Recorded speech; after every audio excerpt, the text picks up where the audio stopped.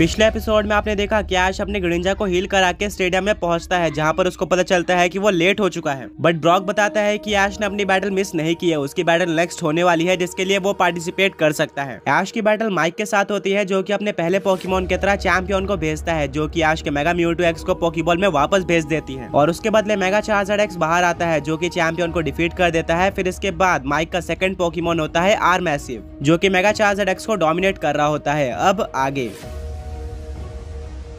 Are massive के attacks को देखते हुए ब्रॉक बोलता है कि मेरे अकॉर्डिंग आर मैसिव एक ड्रैगन और वाटर टाइप पोकेमॉन है, तुम्हें उसके ऊपर ड्रैगन टाइप अटैक ट्राई करने चाहिए। ऐश बोलता है चार्जार्ड ड्रैगन रश का यूज करो। वहीं पर माइक भी अपने आर मैसिव को ड्रैगन रश अटैक यूज करने बोलता है। दोनों ही अटैक टकरा जाते हैं, जिससे दोनों ही पोकेमॉन्स को काफी ज्यादा डैमेज पड़ता है। आर मैसिव काफी ज्यादा वीक हो चुका था। वहीं पर चार्जार्ड भी जमीन पर गिर जाता है और वो अपने बेस फॉर्म में आ जाता है, क्योंकि उसके ऊपर भी ड्रैगन रश सुपर इफेक्टिव था और वो हार जाता है। यानी कि अब दोनों ही ट्रेनर्स के एक एक पोकेमॉन डिफीट हो चुके थे। ऐश अपने चार्जार्ड को पोकेबॉल के अंदर वापस लेता है और बोलता है कि चार्जार्ड तुमने अपना काम कर दिया है, तुमने चैंपियन को डिफीट कर दिया और आर मैसिव को वीक भी कर दिया है। अब बाकी सब मेरे बाकी बचे हुए पोकेमॉन्स पर छोड़ दो। ऐश अपना सेकंड पोकेबॉल निकालता है और दोबारा से मेगा म्यूटू एक्स को भेजता है, जो कि इससे पहले पोकेबॉल के अंदर चला गया था। तभी अनाउंसर बोलता है कि अब मैदान में 2 लेजेंडरी पोकेमॉन्स आ चुके हैं। ये बैटल काफी ज्यादा औसम होने वाली है। सरीना बोलती है कि इसका मतलब आर मैसिव एक लेजेंडरी पोकेमॉन है नॉर्डर्न रीजन का, जिसके चलते वो इतना ज्यादा अच्छा परफॉर्म कर रहा है। मिस्टी बोलते है कि हाँ तुमने सही कहा। तभी माइक अपना डायनामैक्स बैंड बाहर निकालता है और वो आर मैसिव को डायनामैक्स कर देता है डायनामैक्स आर मैसिव में। यानी कि माइक ने अपना सबसे पहला फेनोमेना यूज कर लिया था। इससे आर मैसिव की एचपी काफी ज्यादा बढ़ जाती है। बैटल स्टार्ट होती है। माइक अपने डायनामैक्स आर मैसिव को मैक्स गीजर अटैक यूज करने बोलता है, जिसको मेगा म्यूटू एक्स डॉज करने की कोशिश करता है, बट उसके ऊपर यह अटैक लग जाता है, जो कि काफी ज्यादा पावरफुल था, जिससे मेगा म्यूटू एक्स को डैमेज पड़ता है। वो वापस खड़ा हो जाता है और अब ऐश उसको एक जायंट साइज स्ट्राइक यूज करने बोलता है।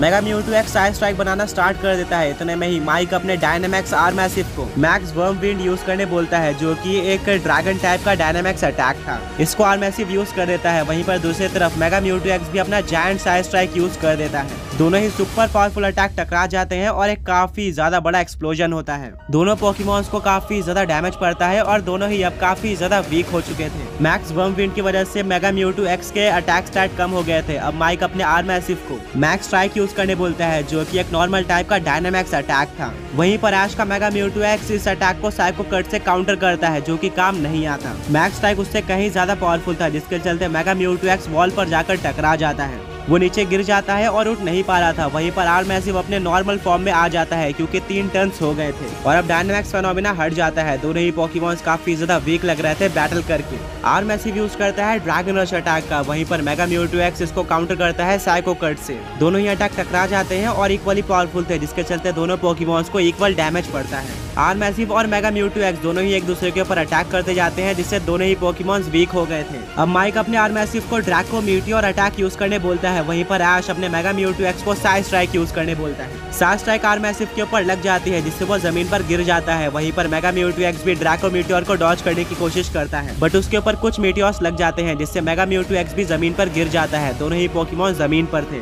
देखना यह था कि हारता कौन है, बट कुछ सेकंड्स बाद दोनों ही पोकेमॉन वापस खड़े हो जाते हैं। दोनों ही पोकेमॉन हारना नहीं चाहते थे। ऐश और माइक दोनों ही बोलते हैं कि चलो इस बैटल को खत्म करते हैं। आर मैसिव ड्रैगन रश का यूज करो। वहीं पर ऐश अपने मेगा म्यूटू एक्स को साइको कट यूज करने बोलता है। दोनों ही अपना बेस्ट देते हैं और दोनों अटैक टकरा जाते हैं, जिससे काफी ज्यादा बड़ा एक्सप्लोजन होता है और देखने को मिलता है कि दोनों ही पोकेमॉन हार चुके हैं, यानी कि ये बैटल टाई हो चुकी है। माइक अपने आर मैसिव को पोकेबॉल के अंदर वापस बुलाता है, जिसने काफी ज्यादा अच्छा परफॉर्म किया था। माइक बोलता है कि मैं इससे ज्यादा अच्छे परफॉर्मेंस की उम्मीद नहीं लगा सकता था। वहीं पर ऐश भी अपने म्यूटू को वापस लेता है और बोलता है तुमने अपना काम कर दिया है। दोनों ही ट्रेनर्स के अब 2-2 पोकेमॉन हार चुके थे। ऐश अपने थर्ड पोकेबॉल को निकालता है और भेजता है हुपा को। माइक इसको देखकर हंसता है और बोलता है कि ये तो काफी ज्यादा वीक पोकेमॉन लग रहा है, मैं तो इसको ऐसे हरा दूंगा। वो अपना थर्ड पोकेमॉन निकालता है और बोलता है कि जाओ टेरा फ्लेयर। ये भी एक ब्रांड न्यू पोकेमॉन था, जिसको ऐश और उसके फ्रेंड्स ने इससे पहले नहीं देखा था। मिस्टी बोलती है कि ये भी नॉर्डर्न से बिलोंग करता है। ऐश अपने प्रिजन बॉटल को बाहर निकालता है और वो उसको हुपा के ऊपर यूज कर देता है, जिससे वो कन्वर्ट हो जाता है हुपा अनबाउंड में। पर तभी टेरा फ्लेयर ग्लो होता है और ऐश अपने प्रिजन बॉटल का यूज नहीं कर पाता है, यानी कि हुपा कन्वर्ट नहीं होता है हुपा अनबाउंड फॉर्म में, जिससे ऐश काफी ज्यादा कंफ्यूज हो जाता है। तभी माइक बोलता है कि ये है मेरे टेरा फ्लेयर की एंटी फॉर्म एबिलिटी।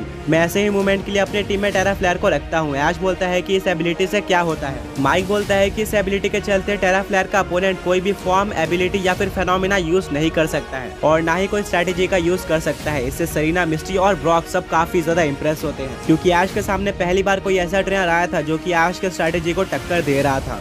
ऐश काफी कंफ्यूज हो जाता है क्योंकि इस बैटल में उसको हुपा के अनबाउंड फॉर्म की काफी ज्यादा जरूरत थी। वो इस बैटल में काफी बड़ा रोल प्ले कर सकता था। ब्रॉक बोलता है कि आप कुछ नहीं कर सकते। हुपा अपने कन्फाइंड फॉर्म में भी एक मिथिकल पोकेमॉन है और काफी स्ट्रॉन्ग है, तुमको ऐसे ही बैटल करना होगा। बैटल स्टार्ट होती है। माइक अपने टेरा फ्लेयर को बुलडोज अटैक यूज करने बोलता है, पर जैसे ही वो हुपा के पास पहुंचने वाला होता है, ऐश अपने हुपा को साइकिक अटैक यूज करने बोल देता है, जिससे वो टेरा फ्लेयर को कंट्रोल करना स्टार्ट कर देता है। वो टेरा फ्लेयर को आसमान में लेकर जाता है और नीचे पटक देता है, जिससे टेरा फ्लेयर को डैमेज पड़ता है। माइक बोलता है टेरा फ्लेयर ओवरहीट अटैक का यूज करो। इसको हुपा डॉज करके यूज करता है शैडो बॉल का, जिसको टेरा फ्लेयर डॉज कर लेता है। इसके बाद माइक अपने टेरा फ्लेयर को अर्थक्वेक अटैक यूज करने बोलता है। ऐश बोलता है कि अगर ये तुम्हारी स्ट्रेटेजी है तो मैं इससे कहीं ज्यादा अच्छी स्ट्रेटेजीज क्रिएट करता हूँ, हुपा फ्लोट करो। हुपा आसमान में चले जाता है, जिसके चलते उसके ऊपर अर्थक्वेक अटैक का कोई भी असर नहीं पड़ता है। माइक बोलता है टेरा फ्लेयर चलो एक डू और डाई मूव का यूज करते हैं, फिजर अटैक का यूज करो। टेरा फ्लेयर बिल्कुल ऐसा ही करता है, बट ये अटैक हुपा पर नहीं लगता है, यानी कि मिस हो जाता है।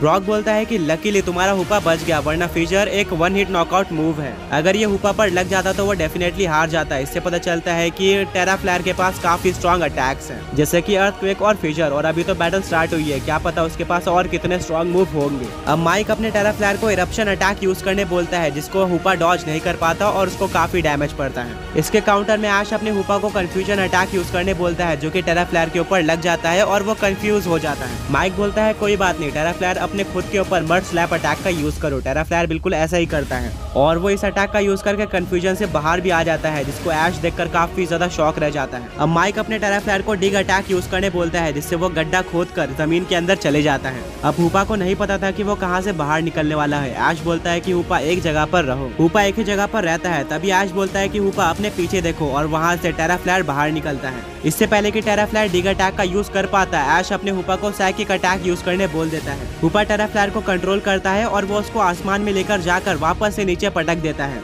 जिससे उसको दोबारा डैमेज पड़ता है। ऐश का हुपा अपने बेस फॉर्म में भी काफी स्ट्रॉन्ग लग रहा था। माइक बोलता है कि टेरा फ्लेयर हमें कुछ ना कुछ करना होगा, फ्लेयर ब्लिट्स अटैक का यूज करो। इसको हुपा काउंटर करता है शैडो बॉल के साथ, पर टेरा फ्लेयर उसको डिस्ट्रॉय करके हुपा के ऊपर फ्लेयर ब्लिट्स का यूज कर देता है।